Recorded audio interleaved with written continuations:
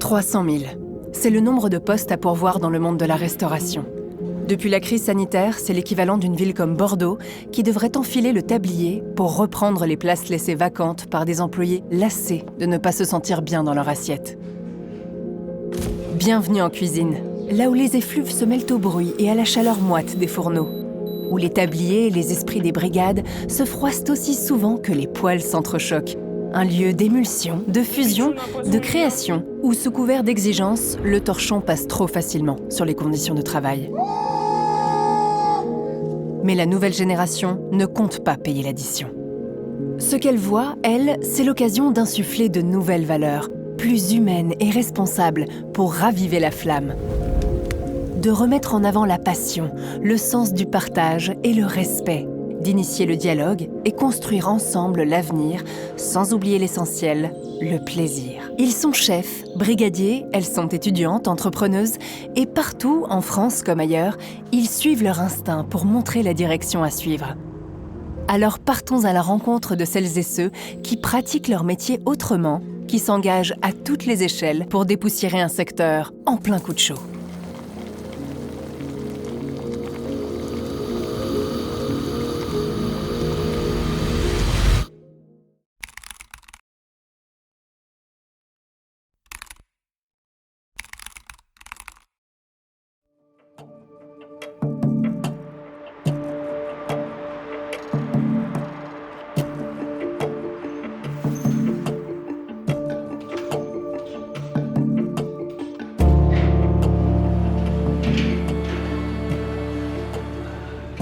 On ne trouve pas de personnel dans la restauration, il y a quand même un truc qui tourne pas rond. Et du coup, on s'est dit, en fait, c'est plus possible.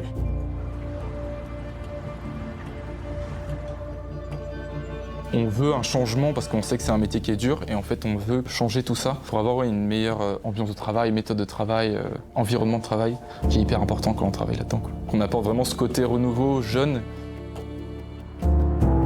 En cuisine, on pouvait être organisé avec des coupures. Je viens le matin, je coupe quelques heures et je reviens en fin de journée. Bon, ça clairement, nos talents nous disent « j'ai plus envie ».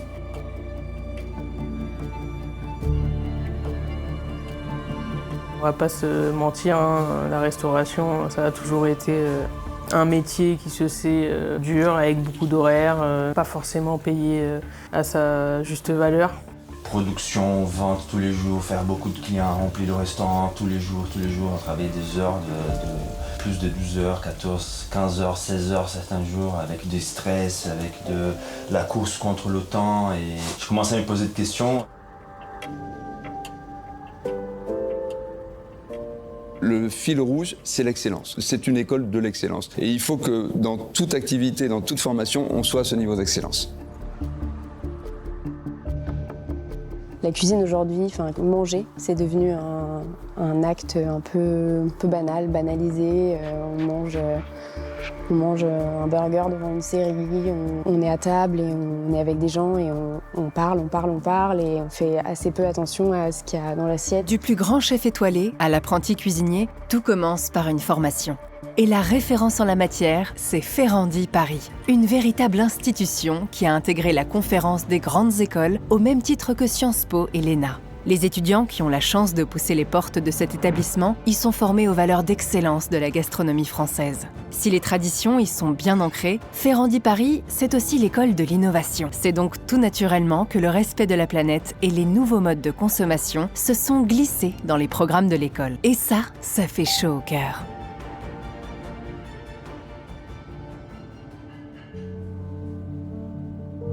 On a une palette de profils énorme, des thématiques très variées, de la pâtisserie, bien sûr de la cuisine, bien sûr de la boulangerie, mais du management aussi bien sur les fonctions opérationnelles, de gestion, on va dire, des exploitations, mais aussi sur les fonctions support. Au début, même quand je raconte à mes amis qu'est-ce que je fais en hôtellerie, au début ils étaient en mode oui, soit tu nettoies une chambre, soit tu portes un plateau, quoi. Alors qu'en fait pas du tout. Il y a vraiment plein de sujets en hôtellerie, on peut faire du marketing, de la finance, on peut même travailler dans les ressources humaines, on peut aussi faire de l'immobilier, on peut vraiment faire plein de choses.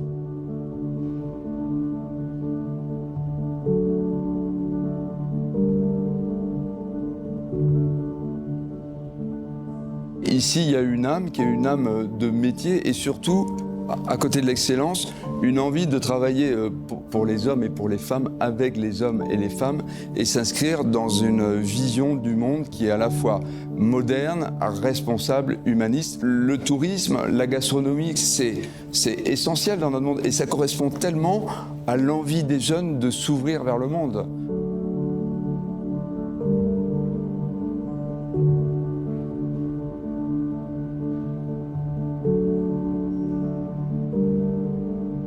En sortant de l'école, j'aimerais beaucoup voyager et donc les métiers de la gastronomie et la pâtisserie, ça s'y prête très bien parce que à l'étranger, la cuisine française et la pâtisserie française encore plus sont très reconnues. Mais c'est vraiment un métier qui est incroyable, qui nous apprend beaucoup de choses. Enfin, on peut voyager, on peut découvrir des cultures. Et puis au sein d'une équipe, c'est comme au sein d'une famille au final. Les collègues que j'ai pu avoir aux différents endroits où j'ai travaillé, j'ai toujours des contacts avec eux. C'est vraiment une famille et c'est vraiment un métier qui est incroyable. Il y a une attente très forte et une inquiétude aussi par rapport au devenir de notre planète. Donc si par exemple vous faites une tarte aux fraises en hiver, vous êtes sûr que les étudiants ils vont pas laisser passer, quoi. Et finalement, on peut se faire interpeller aujourd'hui par cette jeune génération sur des points d'exemplarité et ça c'est une remise en cause qui, si on fait preuve un peu d'humilité, est super constructive.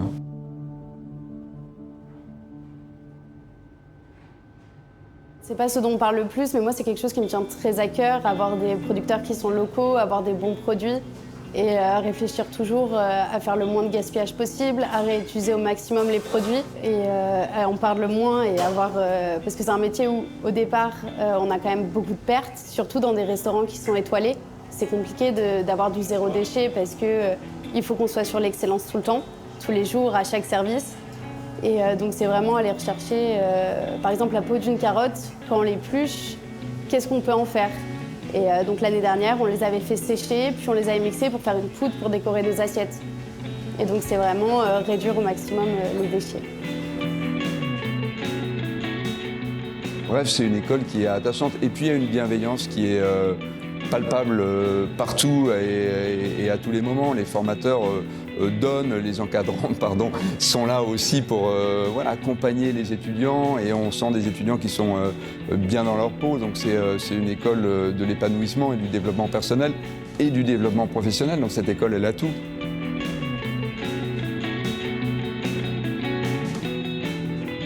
Et ça, c'est sûr que la restauration et même l'hôtellerie, elle est en constante évolution. Puis on voit, on a besoin, enfin nous, c'est ce qu'on nous dit tout le temps et c'est ce qu'on a compris, c'est qu'un staff heureux, c'est un client heureux. Donc il faut d'abord penser au staff. Nous, on s'inscrit dans une dynamique qui est d'exemplarité, on essaie d'être pionnier.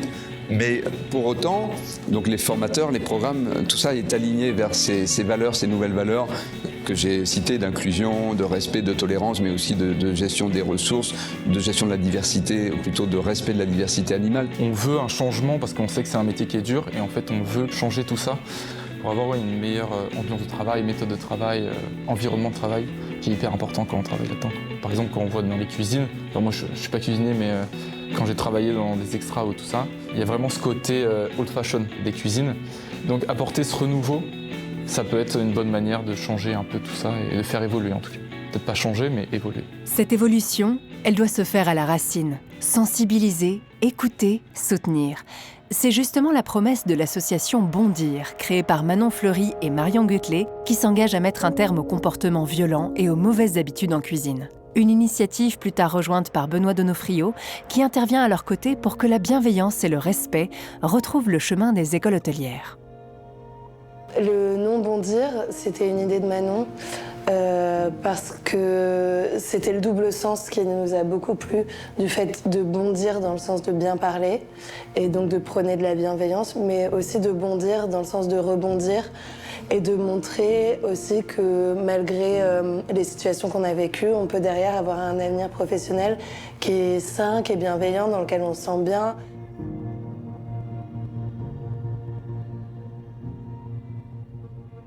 Il y a tout un modèle de structuration de la pensée et des comportements en cuisine qui sont problématiques et de bien permettre aux jeunes générations vers lesquelles on va, leur donner à comprendre que c'est inacceptable et qu'en vertu de cela, il est important de savoir qu'on est légitime à les refuser, à les dénoncer, mais pour ce faire, il faut aussi identifier des alliés. On ne trouve pas de personnel dans la restauration et on ne laisse pas les filles rentrer. Et quand les filles rentrent dans les cuisines, on les harcèle.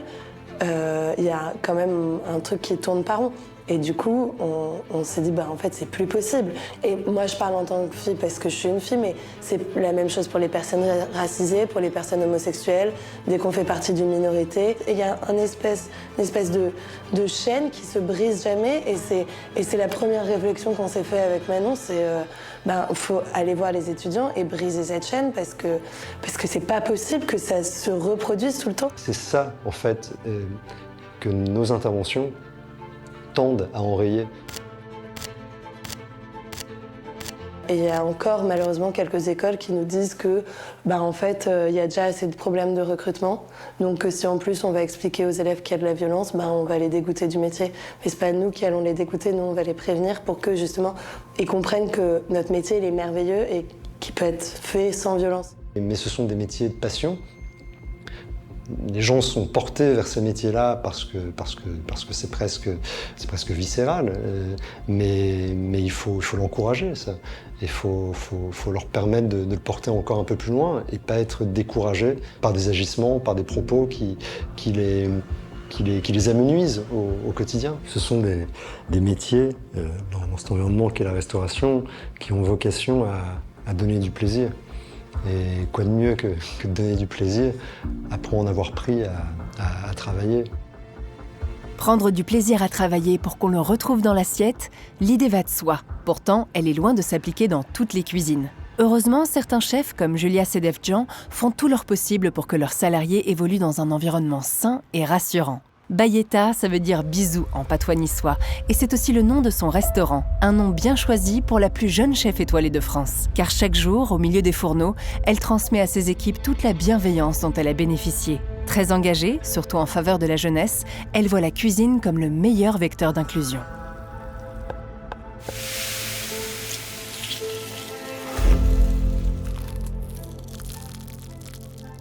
Je pense qu'aujourd'hui, il faut arrêter de dire plus personne n'a envie de bosser, tout le monde a la flemme, non. Je pense qu'aujourd'hui, tout le monde a besoin d'être motivé aussi au travail. On a besoin d'être considéré, on a besoin d'être entendu. Je crois que c'est un bon tournant à prendre pour la restauration, même si aujourd'hui on est un peu dans une impasse parce qu'on a beaucoup de mal à recruter. Et si c'était une question d'équilibre ? Pour éviter que la balance entre vie pro et vie perso ne bascule d'un côté, il faut trouver un autre rythme que métro, resto, dodo, afin de permettre à ses équipes de s'investir au maximum. La chef Julia Sedefdjan a trouvé une solution. Très vite, moi j'ai mis en place une soirée en plus par semaine. Donc déjà là, j'ai vu une différence sur la motivation. Je me suis dit, ok, on arrive avec ce fonctionnement à laisser une soirée, pourquoi pas faire une journée ? Et ils font 4 jours maintenant par semaine, donc ils ont leur dimanche, lundi en consécutif, plus un jour dans la semaine où on tourne. Et j'ai pas réembauché plus que ça. Mais par contre, voilà, les 4 jours où ils sont là à fond. Mais derrière, ils ont un jour entier en plus pour se reposer, et ça, pour leur performance, il n'y a rien à voir en fait. À l'époque, à la fin de la semaine, tu as fait 5 jours, ils sont comme ça, ils se coupent, ils se brûlent parce que voilà, tu n'as plus l'attention qu'il faut, Là, voilà, ils font leurs 4 jours, ça se passe très bien, ils sont motivés, ils sont en forme, plus, on ne fait jamais comme on était avant parce que la productivité de l'équipe et leur bien-être juste moral en fait.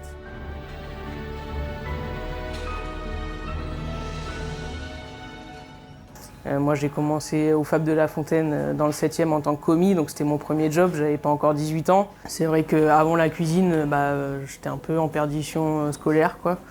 Un peu rebelle, un peu compliqué, donc c'est vrai que la cuisine ça m'a permis de me recentrer sur un bon pied.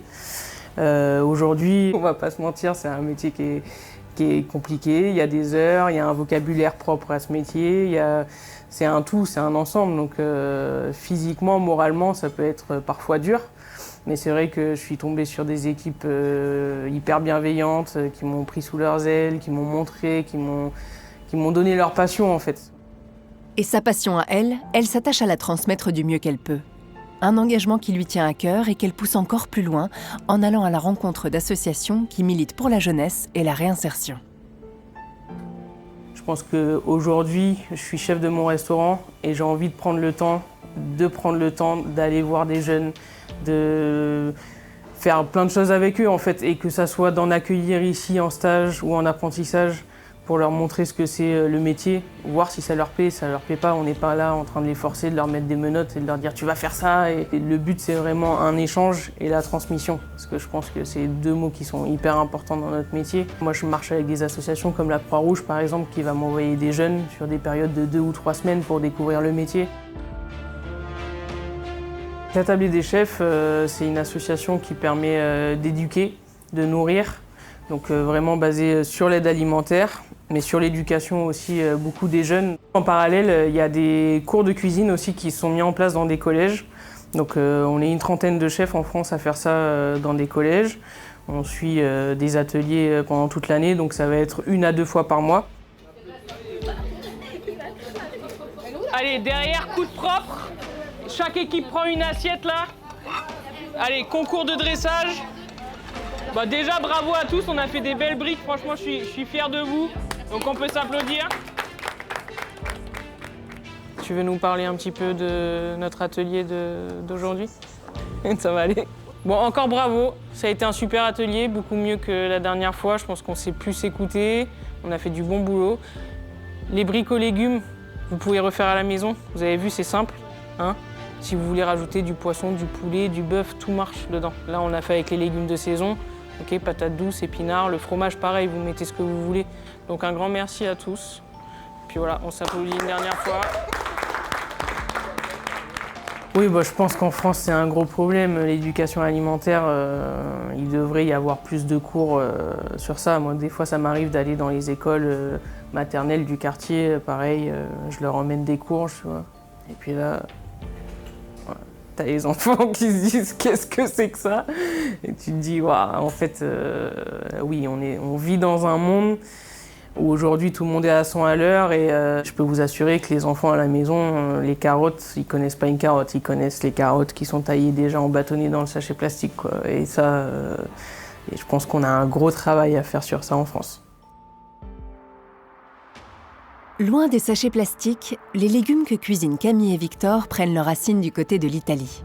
En quittant l'univers des grands groupes, comme celui des grands restaurants pour lesquels ils travaillaient, ils ont fait le choix de s'éloigner d'un système qui ne leur correspondait plus. Mais leur flamme pour la cuisine, elle, ne s'est jamais éteinte. Alors c'est entre mer et montagne qu'ils la ravivent, avec Chef, une vision alternative de la restauration, basée sur les fondements mêmes de la cuisine, de la cueillette sauvage, de l'amour et du partage. Une abondance de saveurs. Plus qu'un simple repas, ce sont des émotions, des sensations qu'ils comptent mettre au menu.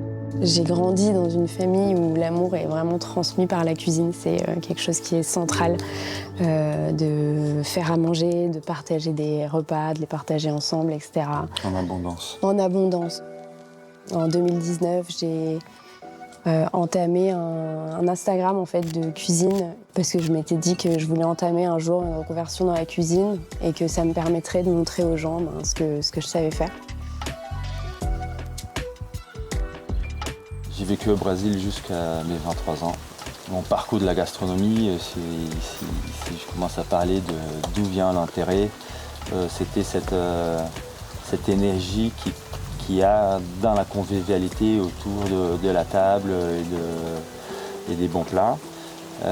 Donc cette énergie de se dire avec des ingrédients, je peux créer une émotion. J'ai travaillé pendant 15 ans dans la restauration en faisant le métier de la cuisine. Dans ces systèmes un peu capitalistes dans notre société de production, vente tous les jours, faire beaucoup de clients, remplir le restaurant tous les jours, travailler des heures plus de 12 heures, 14, 15 heures, 16 heures certains jours, avec du stress, avec de la course contre le temps. Et je commençais à me poser des questions. C'est en garnissant leur table de bons produits de saison, issus de semences paysannes riches en saveurs et en qualité curative, que Camille et Victor régalent leurs convives. Ce goût pour une alimentation qui a du sens et qui fait du bien, ils le transmettent en proposant des expériences culinaires créatives itinérantes, là où le vent les mène. Des graines qu'ils arrosent quotidiennement en espérant les voir germer partout où il passe. Chef, c'est pour le moment un duo d'artisans cuisiniers itinérants. Donc nous, on est basé à Ceriana, dans la montagne en Ligurie. Et l'idée, c'est de proposer des expériences culinaires pour les professionnels ou pour les particuliers. Ce qui est intéressant dans notre manière de travailler, c'est que comme on a le temps, on peut profiter de nos erreurs de cuisine pour trouver de nouvelles choses, y accepter et transformer. Là, ça va amener des créativités intéressantes. Il y a aussi le fait qu'on propose des expériences qui sont basées selon la disponibilité des produits chez les producteurs avec lesquels on travaille. Donc en fait, pour chaque expérience qu'on crée, le menu il est unique.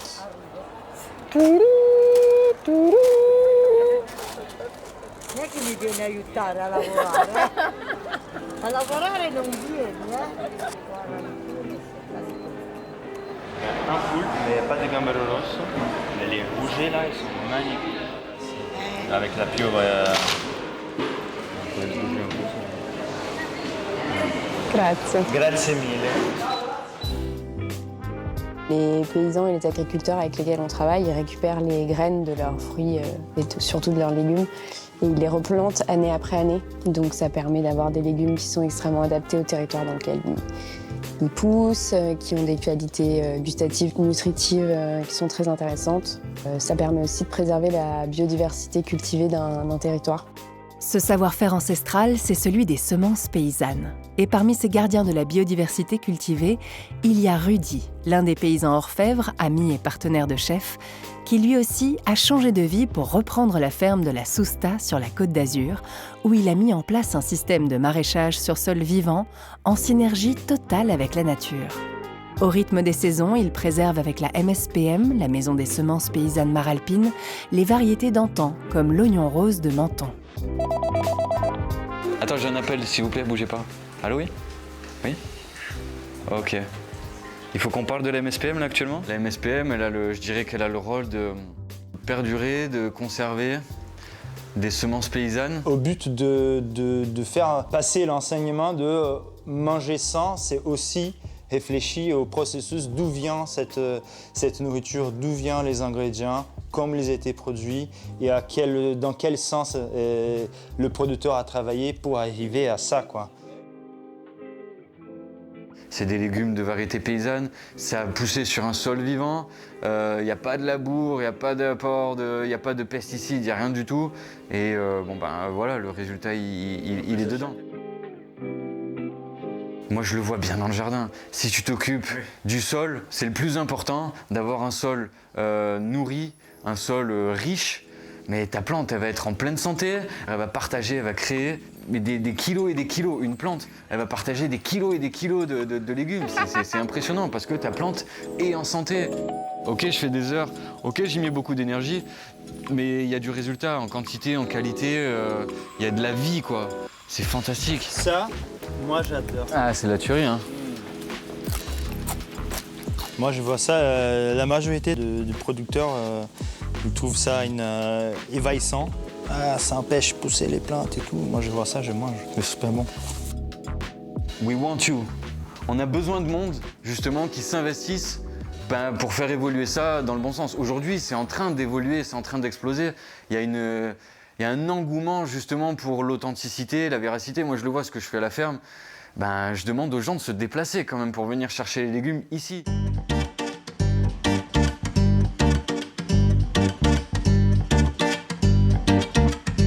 L'idée pour nous, c'est de faire découvrir ce type d'agriculture paysanne à nos clients. Quand on voyage avec nos valeurs. Proposer des expériences avec des produits locaux qui sont issus de semences paysannes.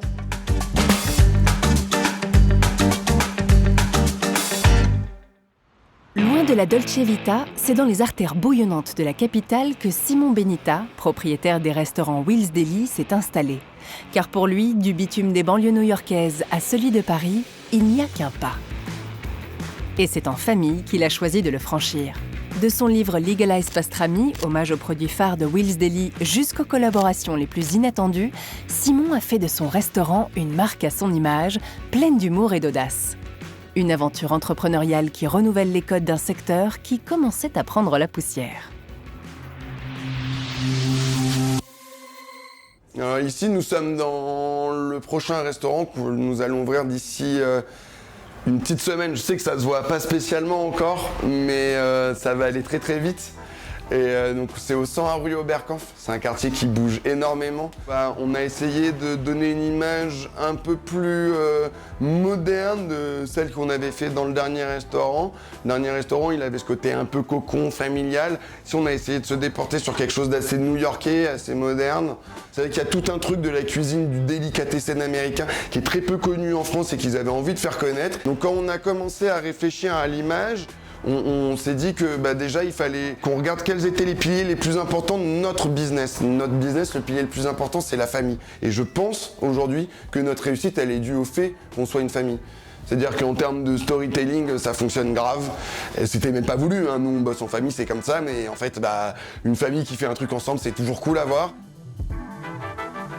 On s'est retrouvés, c'est Schwartz, boulevard du Saint-Laurent, à manger un sandwich au smoke meat qui est l'équivalent du pastrami canadien.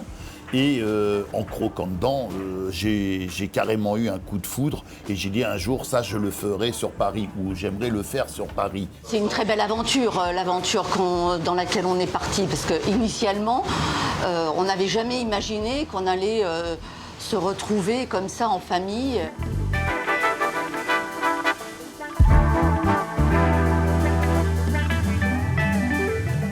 Aujourd'hui, mon rôle dans Will's Deli, il a un peu évolué depuis quelques années. C'est-à-dire que au début, j'ai monté le restaurant, je l'ai tenu au quotidien. Aujourd'hui, j'essaye de prendre un peu du recul, laisser le premier bébé à nos équipes avec qui on travaille depuis maintenant presque 3 ans pour partir sur une stratégie de développement.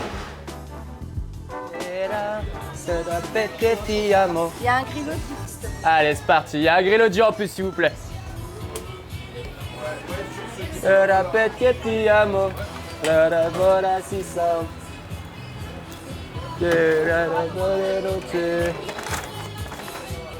Les 2 Ruben, je pense qu'on va pouvoir les sortir derrière toi. Il va y avoir un Ruben juste ici pour Olivier. Ça sera pour monsieur qui sera devant toi.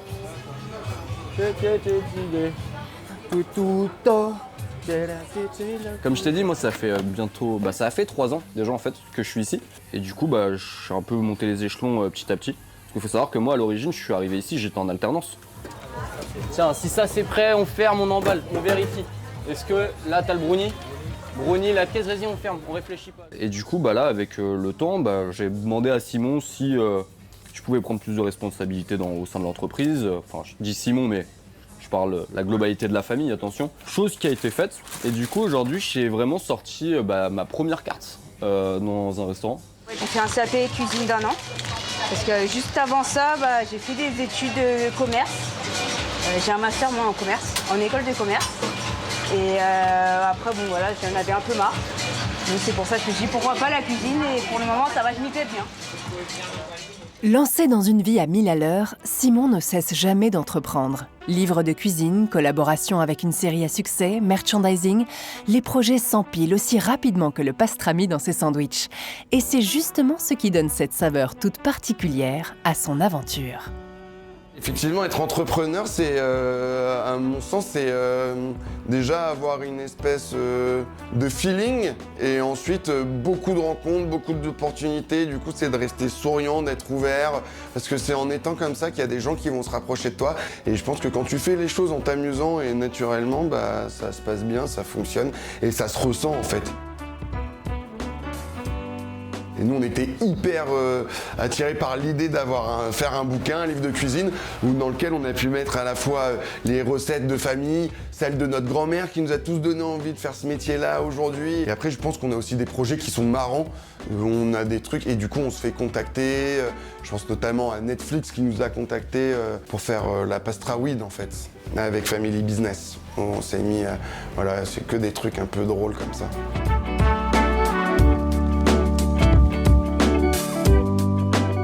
En tout cas, il n'y a rien de mieux.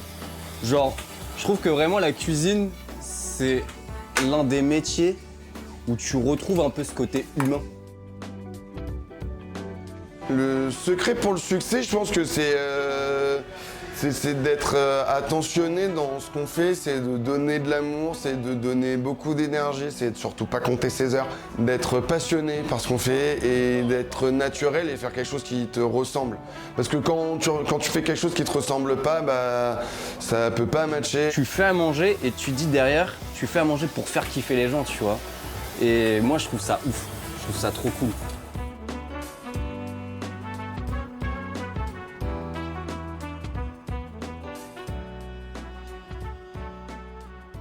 De l'âme et de la passion, Châteauforme n'en manque pas.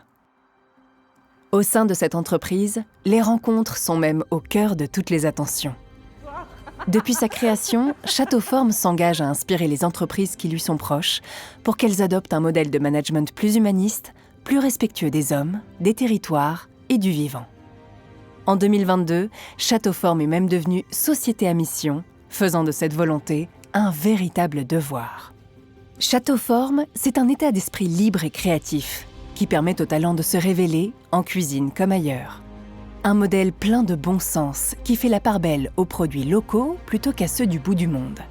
Une ambition pleine de générosité qu'elle insuffle à tous ses collaborateurs, à ses chefs, ses maîtresses de maison, ses hôtes de table, ses couples d'hôtes et ses casseroliers qu'on appelle ailleurs plongeurs.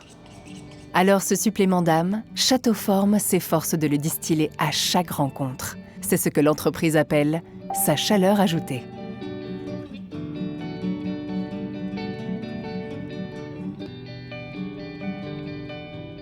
La chaleur ajoutée, c'est effectivement l'identité de Châteauforme. Chez Châteauforme, nous avons un vocabulaire particulier. Le vocabulaire, c'est ce qui fait vivre notamment la culture. Et chez Châteauforme, les employés, les collaborateurs sont des talents. Ils sont des talents parce qu'ils viennent avec leurs talents.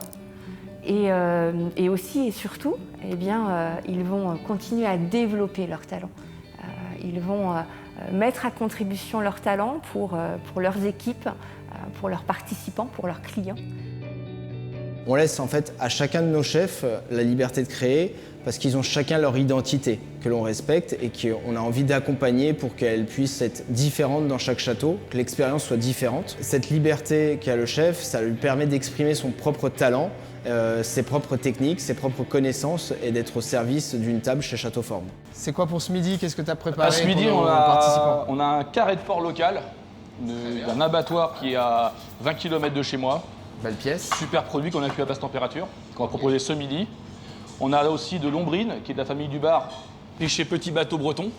Et qu'est-ce que tu nous as fait comme légumes là? Ça, c'est pour ce soir. Vous allez avoir, donc, on va avoir un tartare de betterave de Ronqueux. Donc c'est le Châteauforme qui est à quelques kilomètres de chez nous. Et ce soir, on va faire une épaule de veau confite qu'on a cuit toute la nuit dans un petit courbouillon à basse température. Et on va faire ça en parmentier avec un écrasé de patates douces et une mini ratatouille. Parfait, chef. Libre? Libre d'expression. Libre d'expression, et ben c'est génial. Une entreprise humaniste, c'est une entreprise qui met l'humain au cœur de ses préoccupations et qui met l'humain au cœur de ses décisions. À partir du moment où on a ce prisme, alors l'orientation, les décisions, les postures, le quotidien va forcément en être impacté. Hello, bonjour, ça va? Bonjour. Hello, hello. Voilà, donc c'est ça la vie de la maison. Il n'y a pas de barrière, il n'y a pas de back-office pour nos équipes. Les hôtes de table passent dans les couloirs pour faire en sorte de mettre en place, mettre en scène pour nos participants. Ça va? Ouais, très bien. Bon, super. Les plateaux de fromage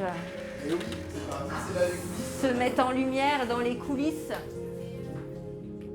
Aujourd'hui, ce qui est, c'est vraiment accompagner, être présent avec une équipe, être à l'écoute aussi, et puis donner vraiment le cap à suivre. Ça, c'est le chef d'aujourd'hui, c'est le management d'aujourd'hui. Moi, en tant que responsable de l'identité culinaire, je leur donne un grand cadre, un grand périmètre pour qu'ils puissent jouer dans ce cadre-là la partition qu'ils ont envie. Aujourd'hui, le cadre qui guide donc ces chefs dans leur création, c'est un manifeste de la table qui tient en 5 piliers, 5 dimensions.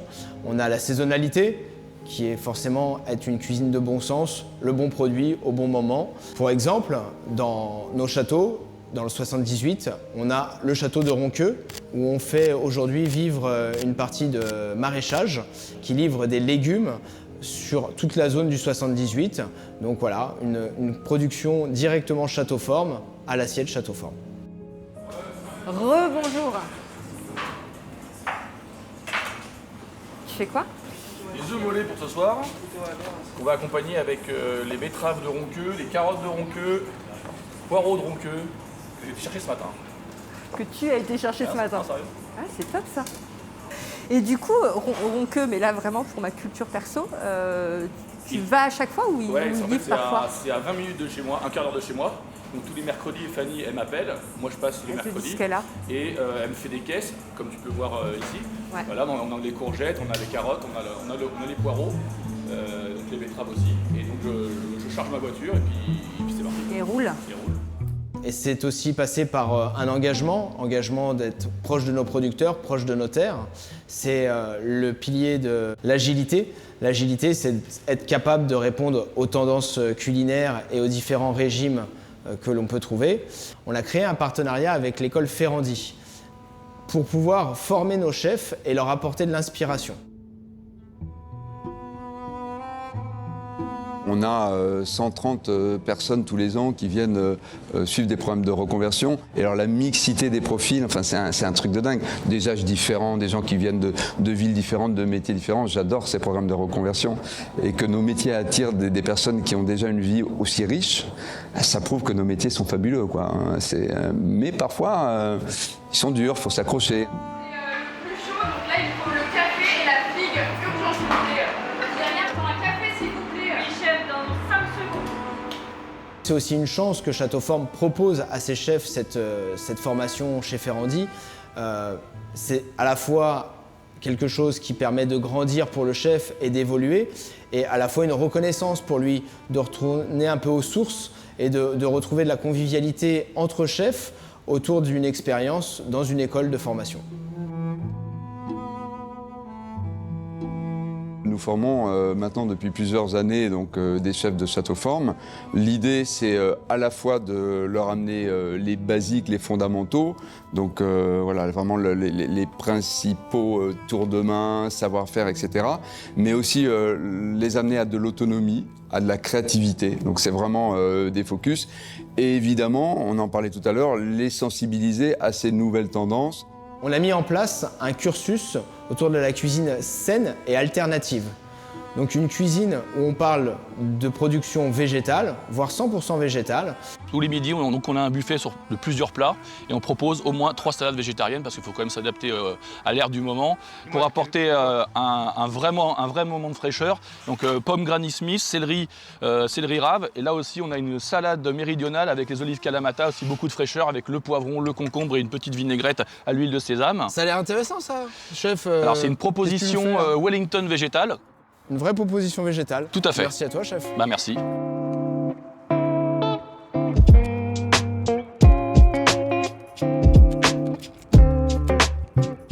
Château-Forme, c'est une entreprise qui est extrêmement dynamique, parfois disruptive dans le bon sens du terme, et qui amène une autre vision du métier. Il y a quelque chose de décalé, mais dans la qualité, dans l'humain. Donc c'est voilà, c'est super. Et nous, s'associer à une marque qui revoit les codes, tout en respectant des règles d'excellence, on se sent hyper aligné, et des fois il nous bouscule un peu aussi. Je pense que Château-Forme est une des entreprises, et heureusement pas la seule, une des entreprises qui permet cette proposition aux talents de venir pour une mission et d'aller se réaliser au-delà. C'est aussi la convivialité qui est importante chez Château-Forme. C'est ces moments de partage pour nos participants, entre eux, pour qu'ils puissent vraiment aussi se retrouver et créer une bonne ambiance dans leur entreprise. Chez Château-Forme, nombreuses sont les équipes qui ont le sentiment que la maison pour laquelle ils travaillent, c'est leur maison.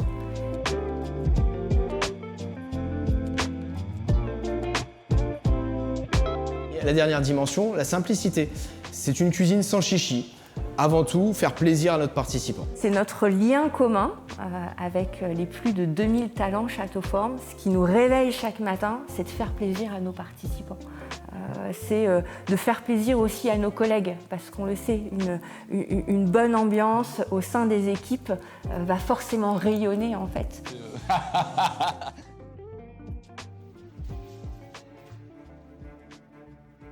Marion, Benoît, Pauline, Antoine, Julia, Richard, Simon, Jérôme, Camille, Victor, Rudy, Christophe, Magali ou encore Nicolas, des hommes et des femmes inspirants qui dessinent ensemble une nouvelle ère, pleine de conviction et d'espoir.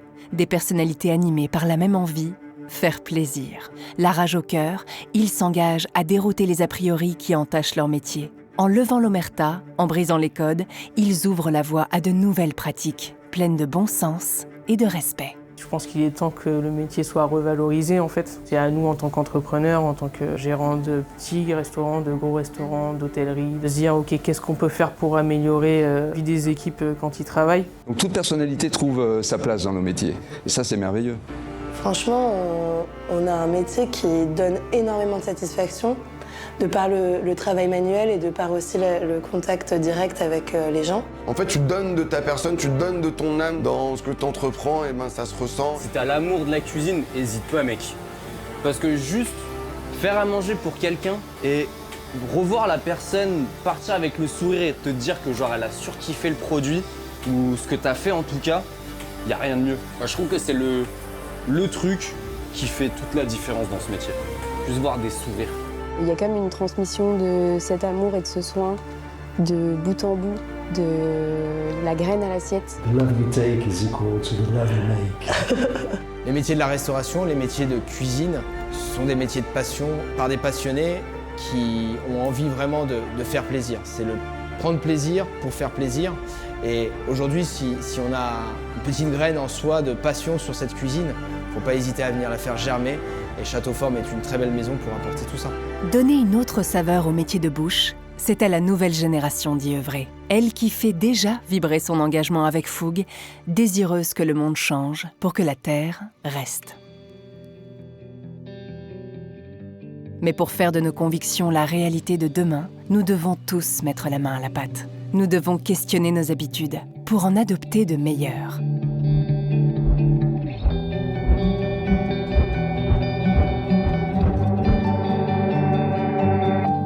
Prêt pour le changement ? Chaud devant.